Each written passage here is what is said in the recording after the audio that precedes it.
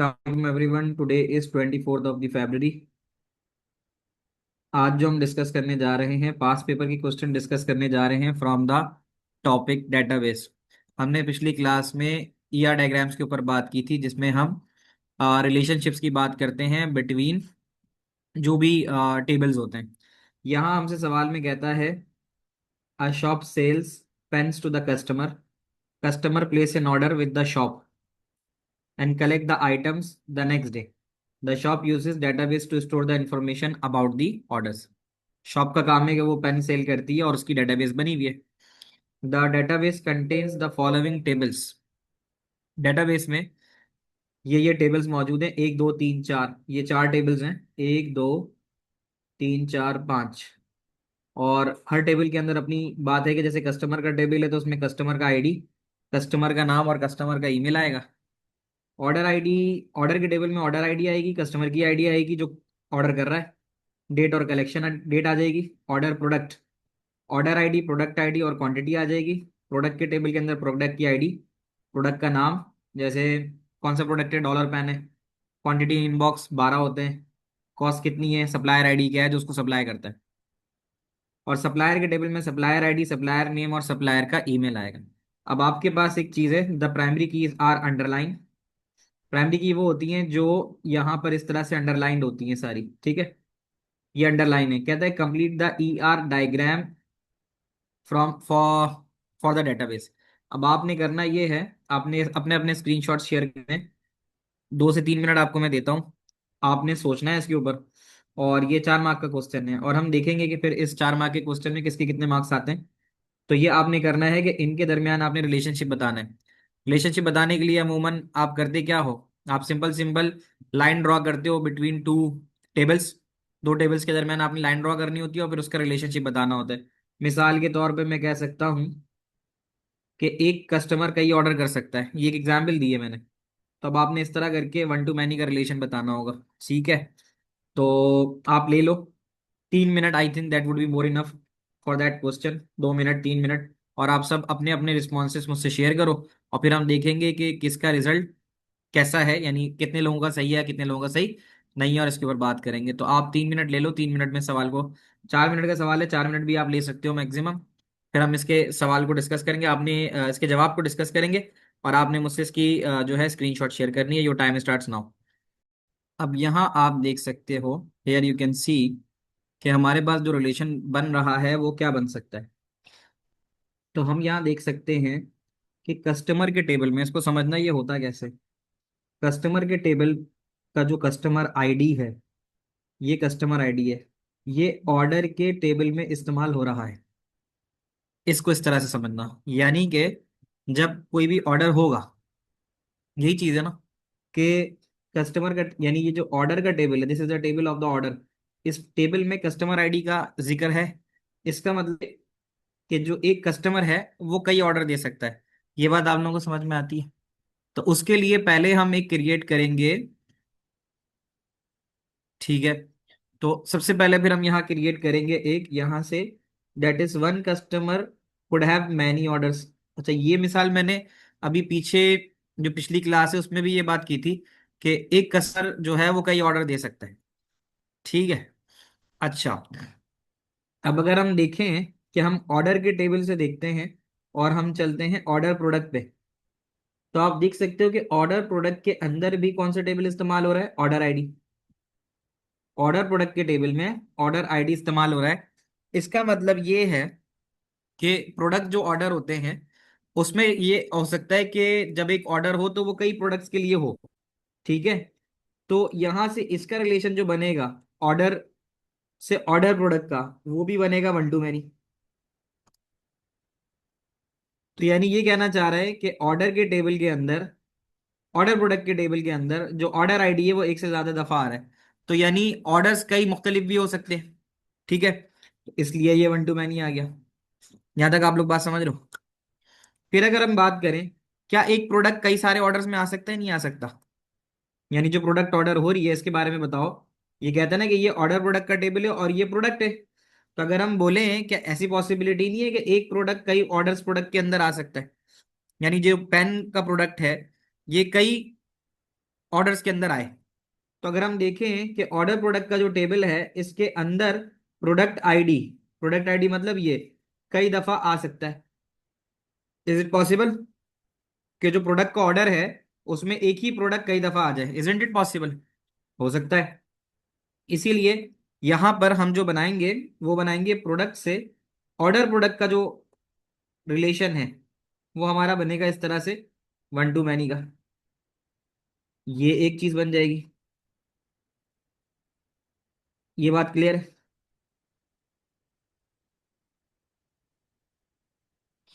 अब हमारे पास क्या बचता है? सप्लायर। अब सप्लायर की अगर हम बात करें तो सप्लायर से, ठीक है, देखो कस्टमर से सप्लायर का तो कोई ताल्लुक है नहीं, तो कुछ नहीं बनना, एक बात। अब जो प्रोडक्ट है, ठीक है, यानी जो एक सप्लायर है वो कई प्रोडक्ट्स दे सकता है, नहीं दे सकता? जैसे पेन बना रहे हैं कोई, तो पेन के अंदर जेल पेन भी दे सकता है, पॉइंटर भी दे सकता है, रेड ग्रीन ब्लू पेन भी दे सकता है। तो क्या सप्लायर, एक सप्लायर कई सारे प्रोडक्ट्स दे सकता है? ये बात समझ में आती है? तो इससे जो रिलेशन बनेगा वो बनेगा वन टू मैनी, कि एक सप्लायर कई सारे प्रोडक्ट सप्लाई कर सकता है। तो इसमें इसका रिलेशन वन टू मैनी होगा। आप में से कितने लोगों का ये बिल्कुल इस तरह से आया है, ये बताओ। मैं आप लोगों की भी देख लेता हूँ जो भेजे थे मुझे। जियान ने, और मुझे भेजा था अलिशबा ने, और फिर बाद में अब्दुल्ला ने भेजा था। बाकी क्यों नहीं कर रहे हो भाई? क्यों जवाब नहीं आ रहा? हसन मिर्जा, अहमद जहांगीर, अब्दुल्ला खालिद, बिलाल, हमजा, हसन, हुमायल, इब्राहिम, तलहा, फसी, मरियम, अनस, ताहा, जियान। समझ में आ रहा है?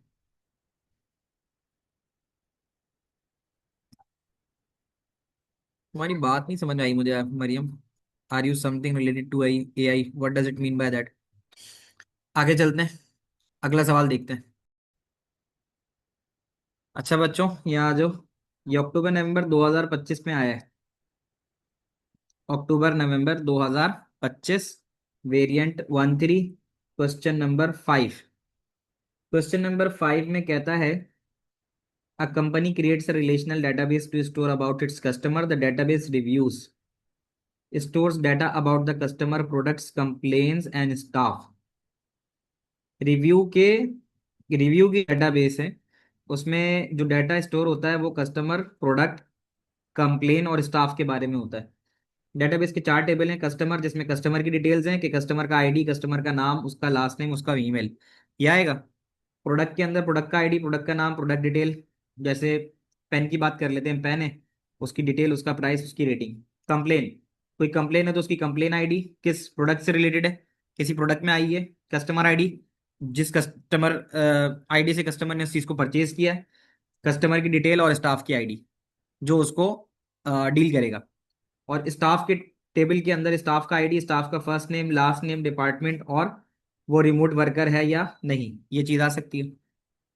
अब आपके पास ई आर डायग्राम आपने बनानी है रिव्यूज की डेटाबेस की। अब यहाँ पे भी आप 3 मिनट ले सकते हो, आई थिंक 3 मिनट इनफ होंगे। तो इसको देखो और फिर बताओ कि आपको क्या लगता है कि इसका क्या रिजल्ट आना चाहिए, देख के बताओ। अच्छा बच्चों, इसको डिस्कस करते हैं। मुझे एक बात बताओ, यहाँ पे यानी प्रोडक्ट के टेबल में कस्टमर की कोई बात हो रही है? इसका जवाब दो, हाँ या ना। कस्टमर के यानी प्रोडक्ट के टेबल में कस्टमर की कोई बात हो रही है, तो इसका मतलब कोई भी रिलेशन नहीं है कस्टमर का प्रोडक्ट के साथ। सही है।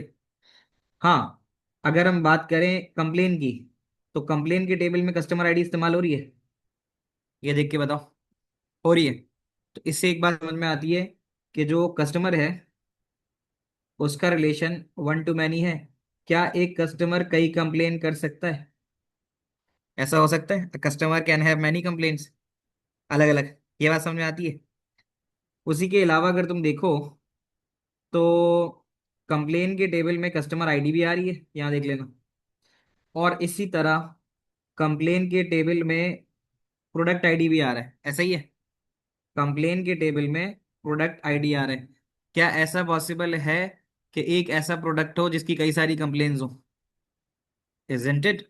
एक मैन्युफैक्चरिंग का फॉल्ट आ जाए और हमारे पास एक प्रोडक्ट की कई सारी कंप्लेन्स हो, तो फिर इसी तरह ये जो चीज है आपके पास, यानी प्रोडक्ट का जो टेबल है, ठीक है, इसका जो रिलेशन होना चाहिए कंप्लेन के साथ, वो भी होगा आपके पास वन टू मैनी का। ये बात समझ में आती है? One two many. इससे ये बात समझ में आती है कि एक प्रोडक्ट की कई कंप्लेन हो सकती हैं। तो जो प्रोडक्ट आईडी है, यानी जो प्रोडक्ट आईडी है प्रोडक्ट के टेबल की, वो कई दफा इस्तेमाल हो सकती है कंप्लेन के टेबल में, इसीलिए ये इसमें मौजूद है। इसका मतलब यही होता है ना बच्चों, आप लोग मेरी बात समझ रहे हो ठीक से? उसके बाद एक और चीज नेक्स्ट है कि स्टाफ की बात करते हैं। तो अगर हम स्टाफ के टेबल में देखें, तो कंप्लेन के टेबल में पहले देखें, तो कंप्लेन के टेबल में स्टाफ आईडी भी आ रहा है। तो क्या ऐसा है कि कंप्लेन के टेबल में किसी एक स्टाफ अगर है कोई, वो मल्टीपल टाइम्स कंप्लेन में आ सकता है? यानी एक बंदा है और मल्टीपल लोग उसकी कंप्लेन कर रहे हो, तो क्या कंप्लेन टेबल के अंदर स्टाफ आईडी कई दफा आ सकती है? एक कस्टमर है एबी, कस्टमर है अली के नाम से, लेट सपोज, तो वो उसकी कंप्लेन्स आ रही हैं, तो क्या कंप्लेन के टेबल में जो अली की स्टाफ आईडी है वो एक से ज्यादा अपेयर हो सकती है?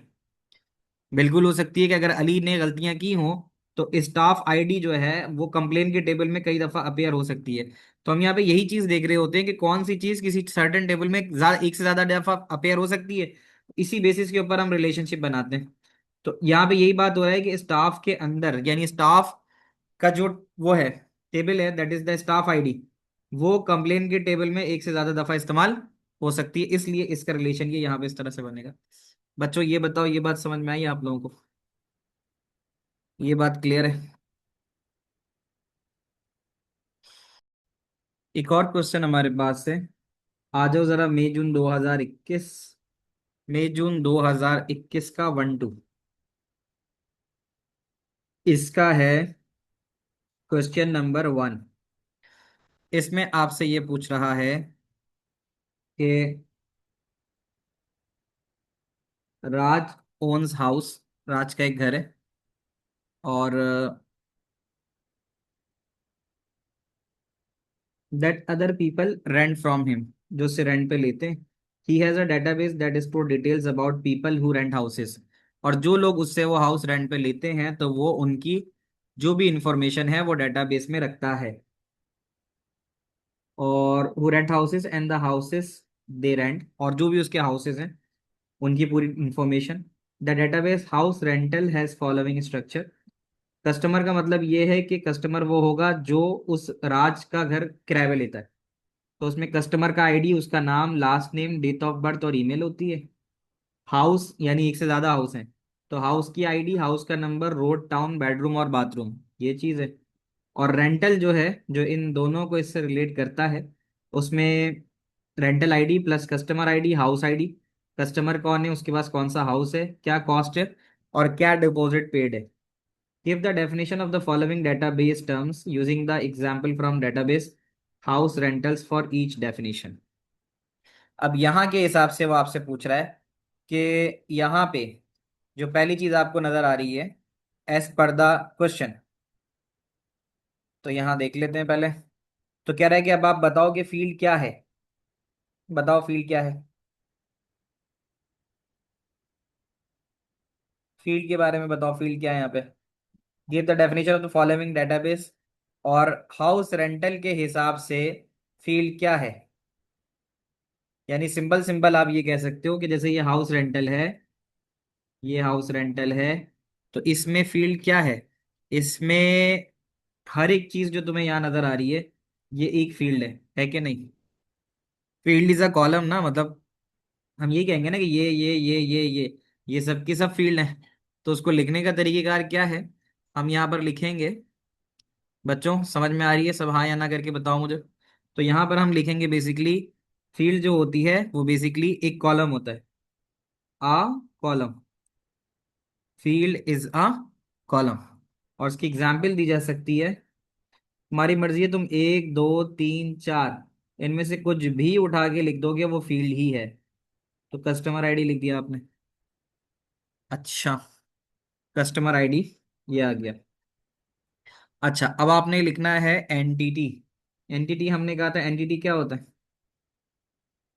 कोई भी चीज जिसके बारे में डाटा स्टोर हो, anything that the data can be stored about, किसी भी चीज जिसके बारे में डेटाबेस बनाई जाए, anything any value for which the data can be stored about. तो हम यहाँ लिख सकते हैं कि anything that data, anything that data can be stored about.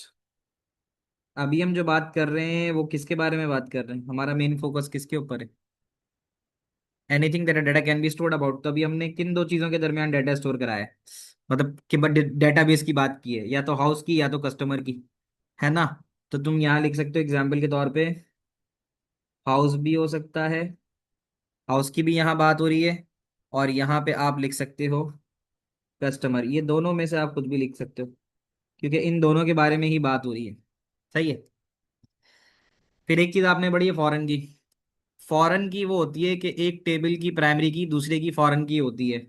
जैसे कस्टमर के टेबल की कस्टमर आईडी क्या किसी और टेबल में इस्तेमाल हो रही है, तो रेंटल के अंदर हो रही है ना। कस्टमर के टेबल की कस्टमर आईडी जो कि यहाँ पे प्राइमरी की के तौर पे इस्तेमाल हो रही है, वो रेंटल के टेबल में फॉरेन की होगी। ऐसे ही पढ़ा था ना हमने, कि एक टेबल की जो अगर दूसरे टेबल में इस्तेमाल हो रही है तो वो फॉरेन की कहलाएगी। तो अब उसी की एग्जाम्पल हम ले लेते हैं यहाँ लिखने के लिए, फॉरेन की के लिए। तो अब हम लिखते हैं कि a field in one table, a field in one table, एक टेबल की field, a field in one table is linked to is linked to primary key, is linked to primary key in another table, in an other table। यानी कि अ की, ठीक है, a field in one table, जैसे ये वाली field है customer ID की, इज लिंक टू प्राइमरी की। ये जो कस्टमर आईडी है ये लिंक हो रही है प्राइमरी की टू अनदर टेबल, उस दूसरे टेबल के अंदर। तो फिर हम कहते हैं कि भाई ये जो है हमारे पास फॉरेन की है। तो अब हम कह सकते हैं कि वही वाली बात, एग्जाम्पल मैंने तुम्हें कस्टमर आईडी की दी है, टेबल, ये तो पूरा लिख लेते हैं। मैं एग्जाम्पल लिख सकता हूँ, एग्जाम्पल, चाहे कस्टमर आईडी ले लो या चाहे हाउस आईडी ले लो, दोनों ही चीजें। जैसे हाउस आईडी भी यहाँ पे अगर आप देखो, तो ये हाउस आईडी भी यहाँ पर क्या हो रहा है, दोनों जगह इस्तेमाल हो रहा है। तो चाहे कस्टमर ले लो चाहे हाउस आईडी ले लो, ये आपके ऊपर है। That is customer ID in table, कौन से टेबल में कस्टमर आईडी इस्तेमाल हो रही है, रेंटल के। तो हम यहाँ रेंटल लिख लेंगे। बच्चों बात समझ पा रहे हैं आप लोग? ठीक है। तो ये एक सवाल भी यहाँ हो जाता है। अच्छा, पिछला जो हमने डिस्कस किया है वो सारा हमारे पास रिलेशनशिप डायग्राम्स के ऊपर था। इसके मजीद पास पेपर भी क्वेश्चन हम करेंगे, बट हम थोड़ा सा जो है एक नया टॉपिक भी देख लेते हैं। वैसे आप देख सकते हो हमने यहाँ पे 8.1 कंप्लीट किया है ना। यहाँ आप देख सकते हो first normal, third normal, second normal, ये हमने पिछली क्लास में किया था। ठीक है। हाँ, इसके क्वेश्चंस हमारे पास रह गए हैं डिस्कस करना, वो हम डिस्कस मजीद फर्दर करेंगे। अभी मैं आपको थोड़ा सा जगाने के लिए कह लो, या थोड़ा सा इंटरेक्टिव कुछ नई चीज कराने के लिए मैं आपको एक चीज यहाँ डिस्कस करता हूँ, बताता हूँ। और वो है data definition and data modelling language. Data definition and data modelling languages के अंदर ये दो चीजें हमारे पास, तो डाटाबेस बनती है। तो एक आपको चीज नजर आती है data definition language. Data definition का मतलब जब आप डाटाबेस बनाते हो तो उसके अंदर आप क्या क्या चीजें करते हो, ठीक है, डाटा डेफिनेशन लैंग्वेज। और फिर मैनिपुलेशन लैंग्वेज का मतलब ये होता है जिसके अंदर आप चेंजेस करते हो। तो पहले एक डिस्कस करते हैं फिर दूसरी करेंगे, यानी यहाँ पर आज हम बात इस तरह से करेंगे कि डेटाबेस बनानी कैसे है। ठीक है। अच्छा। अच्छा, तो यहाँ देखो इसी का एक नेक्स्ट क्वेश्चन है, ये थर्ड नॉर्मल फॉर्म से रिलेटेड है। तो थर्ड नॉर्मल फॉर्म के अंदर ये होता है ना कि जो हमारे पास जो प्राइमरी की ऑफ अ टेबल होती है, जितनी भी टेबल्स होती हैं, तो वो जो है वो डिपेंडेंट ना हो। यानी थ्री नॉर्मल फॉर्म की अगर हम बात करें, तो three normal form, third normal form ये होती है कि जो नॉन की एट्रीब्यूट्स होते हैं ना, यानी जो, देखो इसको समझ लो, ये सब नॉन की एट्रीब्यूट्स हैं। सही है।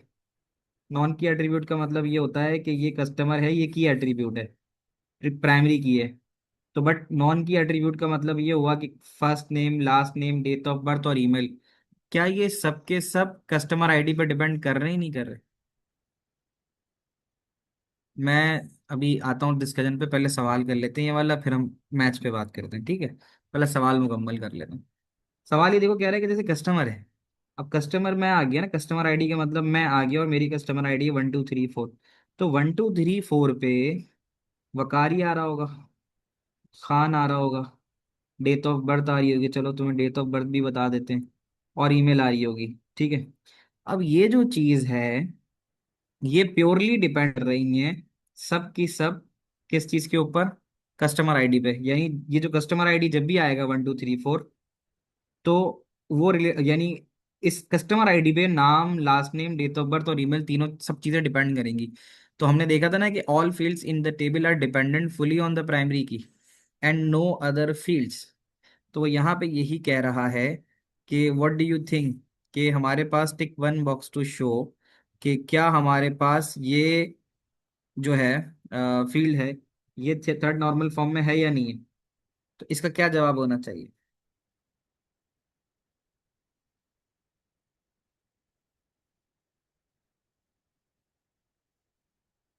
हाँ, नेक्स्ट टॉपिक फिर हम डाटा, क्योंकि वो थोड़ा सा ना, वो है, क्या कहते हैं इसको, वो टॉपिक ऐसा है जो थोड़ा सा इंटरेक्टिव है, और उसमें मैं तुम्हें एसक्यूएल की कोडिंग वगैरह करके दिखा दूंगा ना, तो फिर जो है ना वो होगा। ये थ्री नॉर्मल फॉर्म में है, कह रहे हैं ना, नहीं, जो है ना वो नहीं है, ये थ्री नॉर्मल फॉर्म में है, क्योंकि उसके अंदर वही कहता है ना कि तमाम फील्ड जो होती हैं वो डिपेंडेंट होनी चाहिए प्राइमरी की पे। अगर मैं तुम्हें दिखाऊं यहाँ पे, यहाँ वापस आते हैं, जो एक्चुअल बात है ना उसको समझना जरूरी है। वो ये है कि all the other attributes in the field, जैसे ये कस्टमर है, और कस्टमर के जो बाकी तमाम एट्रीब्यूट्स हैं, they all are dependent on the primary key. यही तो हमें करना होता है। यानी ऐसा नहीं होना चाहिए कि इसके अलावा कोई और फील्ड हो जो प्राइमरी की पे डिपेंड ना करे। अगर इसके अलावा कोई ऐसी फील्ड होती जो प्राइमरी की पे डिपेंड ना कर रही होती, तो इसका मतलब होता कि वो थर्ड नॉर्मल फॉर्म में नहीं है। अब जैसे हाउस के टेबल में जो हाउस का नंबर है वो भी हाउस आईडी पे डिपेंड करेगा ना, ठीक है? और वो रोड, वो टाउन, वो बेडरूम और वो बाथरूम, ये सब चीजें एक पर्टिकुलर हाउस आईडी पे ही जाएंगी। जब हाउस आईडी चेंज होगा तो हाउस नंबर भी चेंज होगा, रोड भी चेंज होगा, टाउन और बेडरूम और बाथरूम भी चेंज होगा। समझ में आ रही बात? तो इसका मतलब हाउस आईडी पे सब डिपेंड हो रहा है ना। और इसी तरह जो रेंट किया जाएगा तो उसका कस्टमर भी अलग होगा और उसका हाउस भी, मतलब एक एक कस्टमर का ही, मतलब जो हाउस आईडी होगा और वो कस्टमर आईडी होगा, वो रेंटल आईडी के ऊपर डिपेंड कर रहा होगा। तो उस हिसाब से यहाँ पर जो हमारे पास है वो इन थर्ड नॉर्मल फॉर्म में आएगा, क्योंकि इन थर्ड नॉर्मल फॉर्म में होने के लिए कि बकिया जितने भी एट्रीब्यूट्स होते हैं उन सब का प्राइमरी की के ऊपर डिपेंड होना जरूरी होता है। अब क्लियर हो गई ये वाली बात, वो जो कंफ्यूजन थी? अब आप जो लिखोगे उसके बारे में दो पॉइंट्स क्लियर है। अब उसके बारे के जो दो पॉइंट्स लिखोगे उसको जरा देख लेते हैं। तो वो कहता है जस्टिफिकेशन, आप ये बोलोगे कि all fields in table, all fields in table, all fields in table are dependent dependent fully on the primary key, ठीक है? and no other fields and no other fields, ठीक है? तो कोई और फील्ड नहीं है, बाकी सारी फील्ड्स जो हैं प्राइमरी की पे डिपेंड करती हैं। तो हम यहाँ लिख सकते हैं कि example given, all fields in customer, all fields in customer table are fully dependent on customer ID. तो ये इसका जवाब होगा।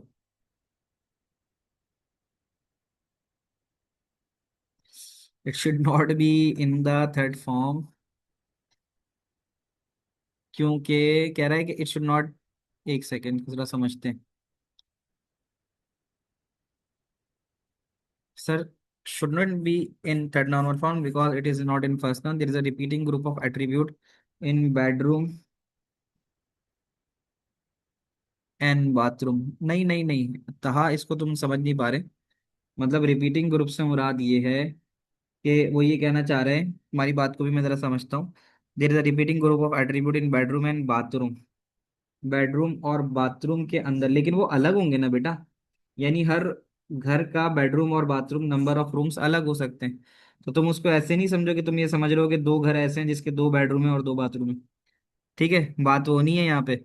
बात ये है कि आपके पास ऐसा तो कुछ नहीं होगा कि जो बेडरूम है वो अपेयर हो रहा है आपके पास कस्टमर के टेबल में। तो ये चीज नहीं है, ठीक है। तो ये थर्ड नॉर्मल फॉर्म में है।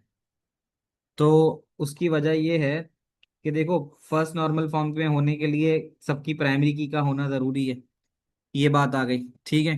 तो वो जो रिपीटिंग ग्रुप ऑफ एट्रीब्यूट वाली बात करो, जब इसको बना के देखोगे, आप ये टेबल बना के देखोगे, तो कस्टमर की जो चीज होगी, customer ID, first name, last name, date of birth, email, की प्योरली सारी डिपेंडेंट कस्टमर आईडी पे होगी।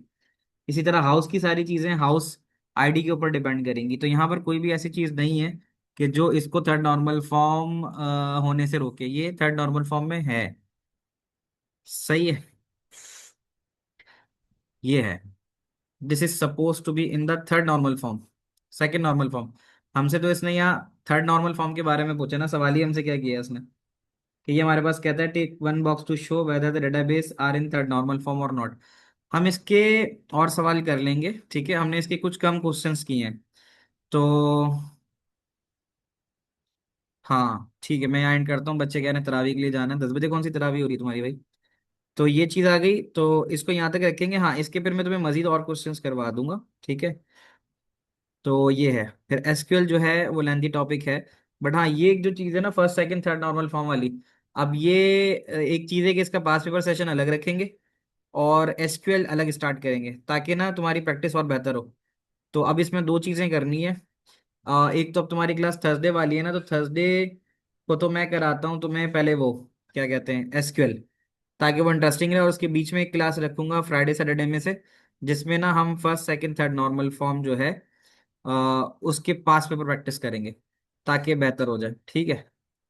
तो फ्राइडे वाली तो मैं कर देता हूँ, और फिर बाकी जो एक साथ जो बकिया रह गई हैं, उसके लिए थोड़ा टाइम, एक दिन लग जाएगा मजीद, कल तक का इंशाल्लाह मैं कल तक सारी अपलोड कर दूंगा। फ्राइडे वाली मैं भी देख लेता हूँ कि वो तो होगी, उसका डायरेक्ट लिंक शेयर कर देता हूँ, ठीक है। तो इसको यहीं तक रखते हैं, और फिर इंशाल्लाह अगली क्लास जो है थर्सडे को है, 11 से 12 वाली। 11 से शुरू कर, 11 से पहले भी अगर शुरू कर सकेंगे देखेंगे। जयान मुझे थोड़ा रिमाइंडर करा देना, फिर देख सकता हूँ मैं कि क्या उसका, क्या पॉसिबिलिटी उसकी हो सकती है, ठीक है। अगर सब हुए तो फिर उसको कंडक्ट कर लेंगे अर्ली। ठीक है बच्चों, यहीं तक रखते हैं, इंशाल्लाह अगली क्लास में बात होती है। टेक केयर, अल्लाह हाफिज। अर्ली का कितने अर्ली, फिर सबका अर्ली आना जरूरी है ना, ये भी तो है।